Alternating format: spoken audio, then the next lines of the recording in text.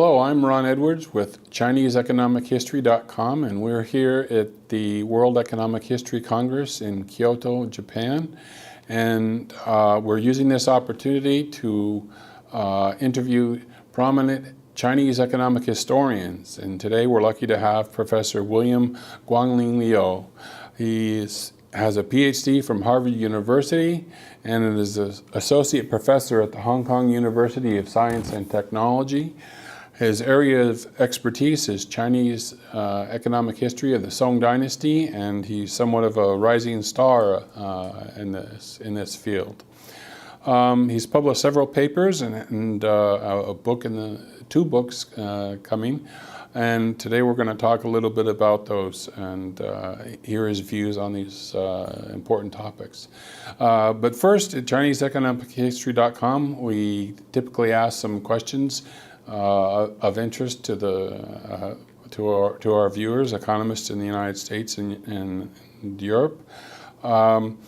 There's a general view among growth and development economists that the world and many countries, if not most countries, experienced roughly constant standards of living and population, or slightly increasing, and then late in the game, in the last century or so, experienced economic growth by increasing living standards and population.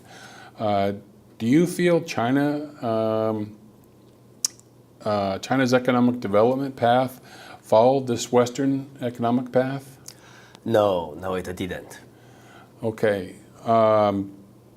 So maybe filling in this whole.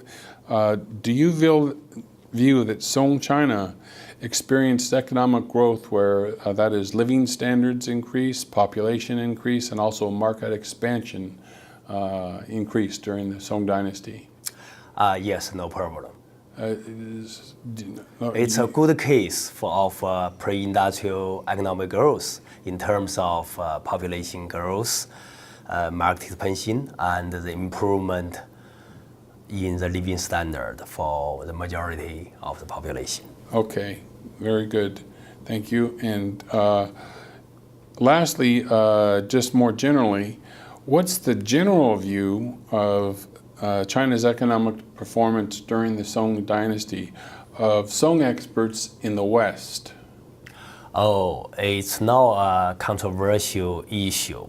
At the beginning, the Song experts were confident about defining the Song pattern as one of economic growth. Mm-hmm. Then this view came under attack, and they were asked to provide more quantitative and systematic evidence for such argument. Mm-hmm. And things become complicated. The whole issue, such conclusion became unstable, and they feel uncertain, much more uncertain. Mm-hmm. But personally, I disagree with this change. And why is that? Because I think the evidence is there. You just need to make effort to find the evidence. I see. And what type of is this?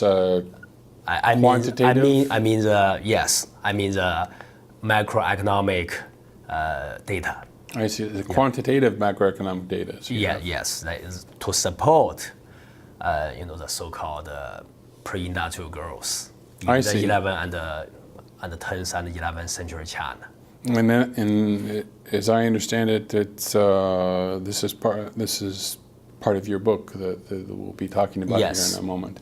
Also, in debating, I've known many economic historians who have talked about the pre-1500 period, and to demand modern quantitative standards for periods 1,000 years ago is a bit unreasonable. It's almost impossible to find a country that has systematic GDP accounts and other things that qualitative evidence and the best quantitative evidence that we can find should be put together. But anyway, I think that's my own view on the case, and I'm happy to hear that there's quantitative macro data. That I'm looking forward to hearing about that. So lastly, before we get on to your book, you have a very interesting paper recently published, I believe, in the Economic History Review, and the title of it is "The Making of the Early Modern Fiscal State in Song China." Could you tell us a little bit about the key points of this paper? It's basically talk about the relationship between military development, state capacity, and market expansion in the Song China. This is a very important pattern, right, that the economic historian used to account for the success of European power in the 18th and 19th century. They are traced back to the strong connection between the military, finance, and the market. And they thought it unique for European history only, early modern European history only. I see. Surprisingly, I found the same pattern existed in 10th and 11th century China. We see a very formal cooperation between the merchants and the governments in certain key areas of economic activities, especially like the long-distance trade of tea and salt, urban consumption like the alcohol monopoly, and the state were under heavy pressure to develop very sophisticated state apparatus to aid military defense.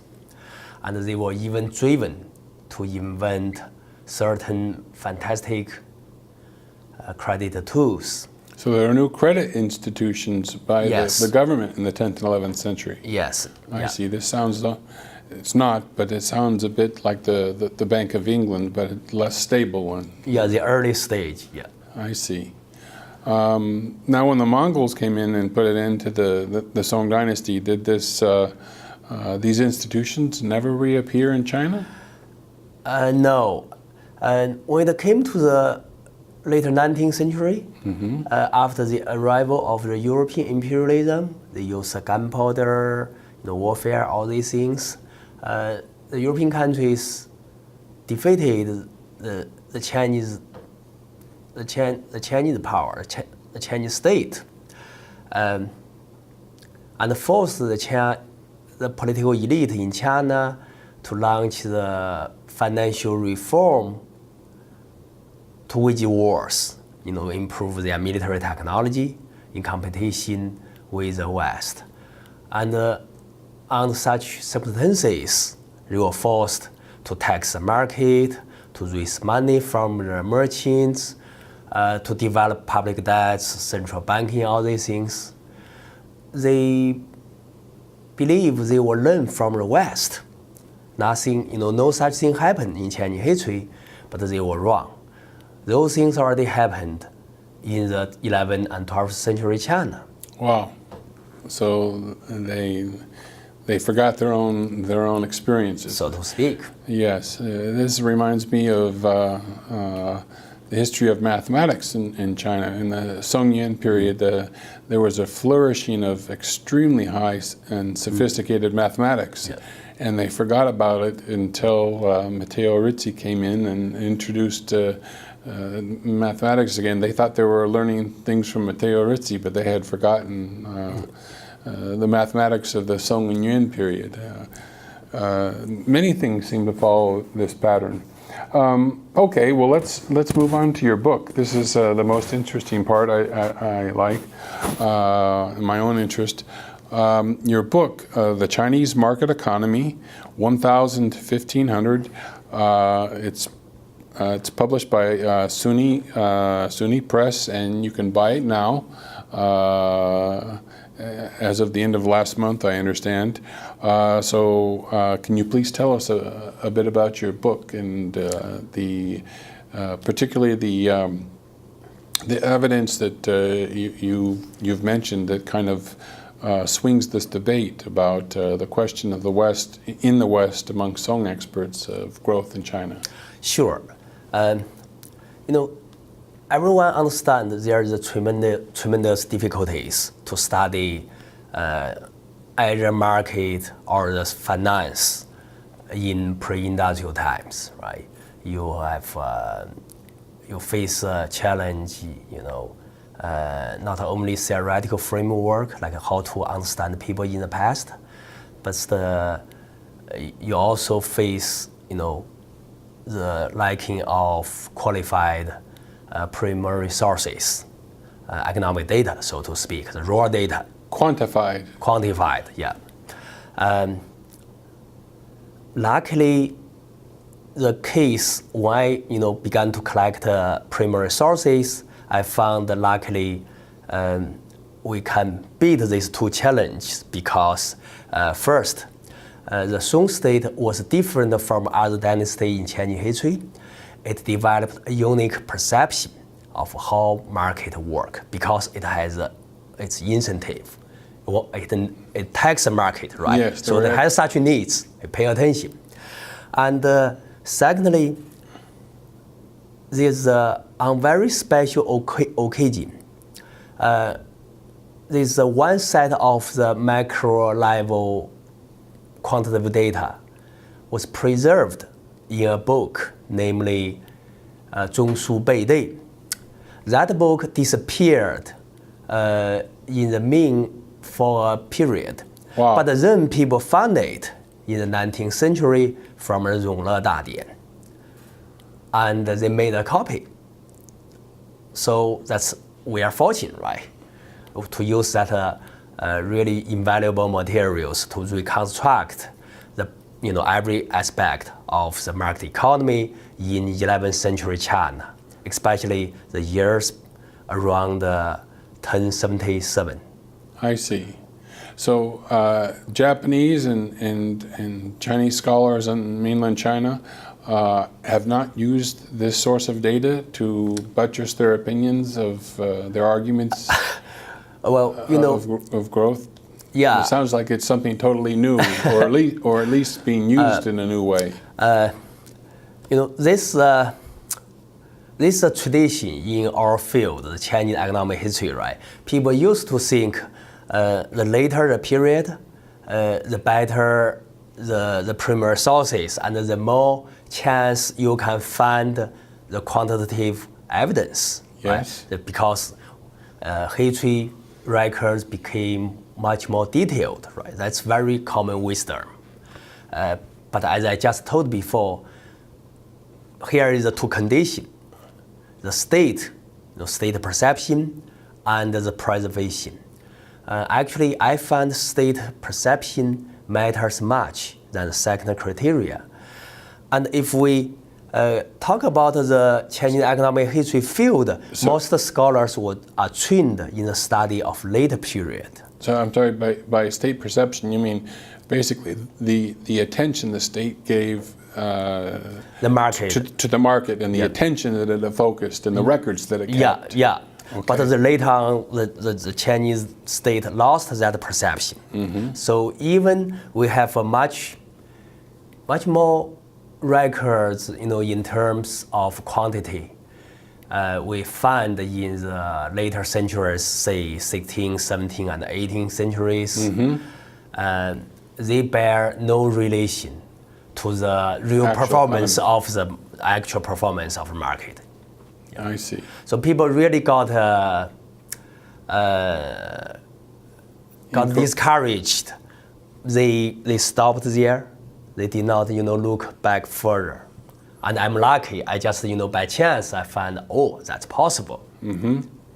So basically, the Song Dynasty economic records that were preserved by the state are, in some sense, at least better than some, if not many, of the Ming and Qing dynasty records, precisely because the central government is using excise taxes to collect Yes, and things exactly, like this. exactly. And it was not head taxes. And remember, that's 11th and 12th century. Yes. Actually, that's the best document, quantitative evidence we can find for all the sovereign state power in the world. I see. Yeah. Well, the one thing that would jump to my mind, and I think other people's, was if this growth was going on in Song China and they were keeping such records, why did it not continue into the subsequent dynasties? Well, one convenient answer is the tax from the market became less and less significant. So the government lost the interest. They never train expert, in administering such field. And, still the government just like a student. If you stop the training, for example, in mathematics for a couple of decades, it's probably difficult for you to pick up it. At least you need be retrained again, right? Now, are you talking, would you say this is especially true with excise taxes on commerce? Yes. Okay, and so they still did have some land taxes, these things based on registers, but the commercial taxes or the excise taxes is similar to the English case. Yeah. This did not persist. Yeah, you make a very important point that, this, I find the striking similarity between 18th century Britain and 11th century China in a case. They all rely on the taxation of excise taxes. Yeah, the monopoly of alcohol. Okay, I'm sorry. That's at the urban side. So this you did see the connection between violence and alcoholism. Well, I was speaking with a colleague last night, and he mentioned when he went to the National Palace Museum next to Tiananmen Square, he saw these very large vats of for rice wine, and I know from studying this that these were often used during the Song Dynasty in restaurants and major things that, and the British tended to tax beer. So in both cases, it seems that economic growth led, I don't want to say alcoholism, but at least increased alcoholic consumption in some sense in two cases. Yeah, absolutely. I see. So were there any, in terms of not just the commercial taxes or the commercial, the general increase in living standards, and was there any other reason why in the Ming or Qing dynasty that you could point to that was kind of a turning point that slowed down this growth, economic growth of the Song dynasty? Scholars already talked a lot about change and continuity before and after the Mongol conquest. Yes. And it's still it's still a debating issue among scholars. We are far from reaching a conclusion, so to speak. But at least one thing I think it's very important and it's easier to make a comparison is after Mongol conquest, you see the legitimacy of the Mongolian imperialism. You have some Ming, Qing, what I like to name it as Beijing imperialism. Their impact on the Chinese economy, especially the structure of the economic structure, is increasing tension between territory expansion and market integration. China get bigger, the more difficult to integrate the domestic market. I see. Yeah. And were there any changes at the beginning of this period that were notable? The early Ming dynasty, were there changes that had? Oh, sure. There is radical change occurred at the early Ming period. Radical change. Yes. Okay. That led a sharp decline in the living standard. And that cause is a state intervention. And it's not the common pattern of the state intervention. I like to call it the early Ming command economy. Command economy. Yes, the emperor actually used all the possible means, some even unexpected, from our point of view, to plan, to manage the life of the farmers, millions and millions of farmers. Wow. They try to, this is what I call, the real meaning of the command economy, because command economy must be planned. Yes. They built up the Lijia system, which require every farmers, be registered into a small social units. And based on that household registration, once you're assigned a post, it's hereditary. Your son will, continue to work on that. If a farmer, then the son is a farmer as well. If it's a, craftsman, then be a craftsman. If a soldier, then it's a soldier. More than that, they also, forced people move to the depopulation area in North China and the Central China, Sichuan, all the places. This accounts for nearly 20% of the Chinese agricultural population. And so you're saying that the founding Ming emperor yes, actually forcibly moved 20% of China's population to the depopulation area that on the frontier. Frontier and the inland. You have the North China and the large frontier now occupied and Uncultivated land. left with all the wastelands. I see. Yeah, so the emperor used all the non-monetary means, and in many times it's coercive to force people to work there without access to market. Sometimes, and it's very typically, they even do not have the farming tools and the drafting animal. Were these self-sufficient units, or did they have Yes. a small local market economy? Well, if you check the historical record, the magistrate report record say, after a decade-long working hard, finally we set up a market for the whole county, just at the county seat. A county. Yeah. But nothing like a national market in the Song Dynasty. No, it's no. In the Song Dynasty in the 11th century, you see everywhere you find this rural market town, and also you find the inter-regional trade facilitated by the canal.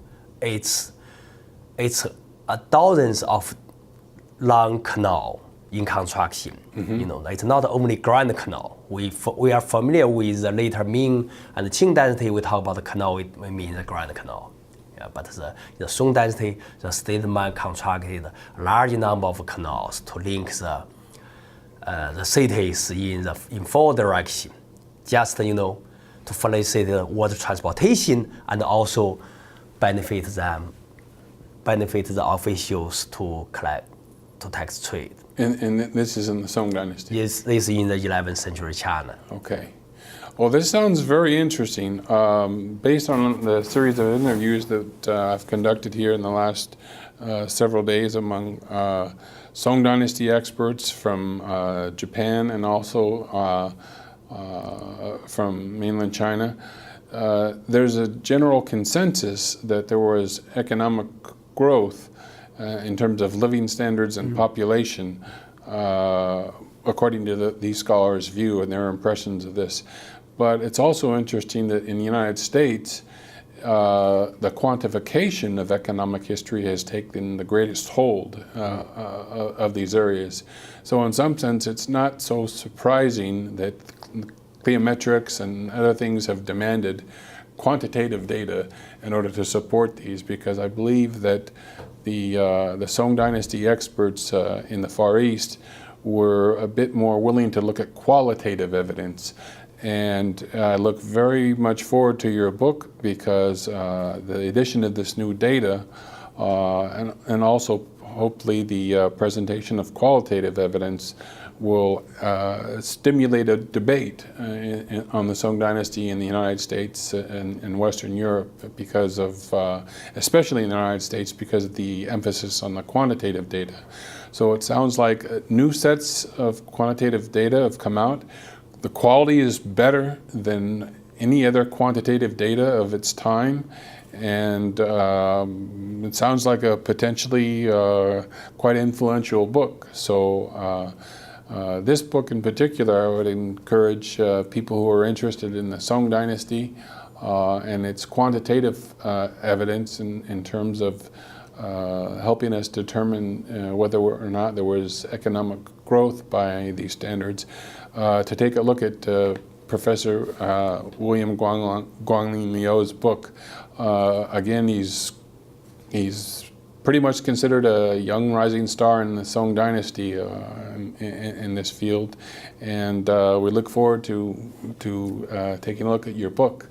So thank you for having us over for an interview, and thank you for your time. Thank you, and welcome join the Song History Research. Okay, and enjoy your time here at the conference. Thank you.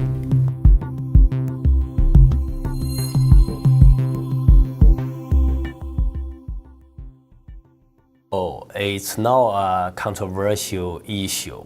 At the beginning, the Song experts were confident about defining the Song pattern as one of economic growth. Mm-hmm. Then this view came under attack, and they were asked to provide more quantitative and systematic evidence for such argument. Mm-hmm. And things become complicated. The whole issue, it become, the conclusion, such conclusion became unstable, and they feel uncertain, much more uncertain. Mm-hmm. But personally, I disagree with this change. And why is that? Because I think the evidence is there. You just need to make effort to find the evidence. I see. And what type of is this quantitative? I mean the macroeconomic data. I see. The quantitative macroeconomic data. So yes, that is to support the so-called pre-industrial growth in I the see. 11th and the 10th and 11th century China. And as I understand it, it's this is part of your book that we'll be talking about here in a moment. Also, in debating, I've known many economic historians who have talked about the pre-1500 period, and to demand modern quantitative standards for periods 1,000 years ago is a bit unreasonable. It's almost impossible to find a country that has systematic GDP accounts and other things that qualitative evidence and the best quantitative evidence that we can find path followed this Western economic path? No, it didn't. Okay. So maybe filling in this whole, do you view that Song China experienced economic growth where that is living standards increase, population increase, and also market expansion increase during the Song Dynasty? Yes, no problem. It's a good case of pre-industrial economic growth in terms of population growth, market expansion, and the improvement in the living standard for the majority of the population. Okay, very good. Thank you. And lastly, just more generally, what's the general view of China's economic performance during the Song Dynasty? of Song experts in the West. Oh, Star in this field. He's published several papers and a book two books coming. And today we're going to talk a little bit about those and hear his views on these important topics. But first, at ChineseEconomicHistory.com, we typically ask some questions of interest to our viewers, economists in the United States and Europe. There's a general view among growth and development economists that the world and many countries, if not most countries, experienced roughly constant standards of living and population, or slightly increasing, and then late in the game, in the last century or so, experienced economic growth by increasing living standards and population. Do you feel China's economic development?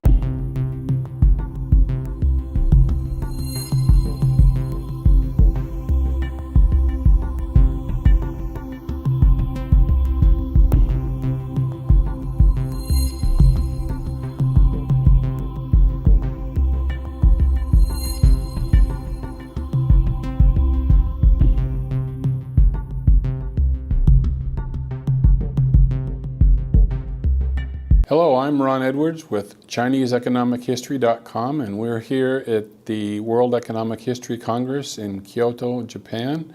And we're using this opportunity to interview prominent Chinese economic historians. And today we're lucky to have Professor William Guanglin Liu. He has a PhD from Harvard University and is an associate professor at the Hong Kong University of Science and Technology. His area of expertise is Chinese economic history of the Song Dynasty, and he's somewhat of a rising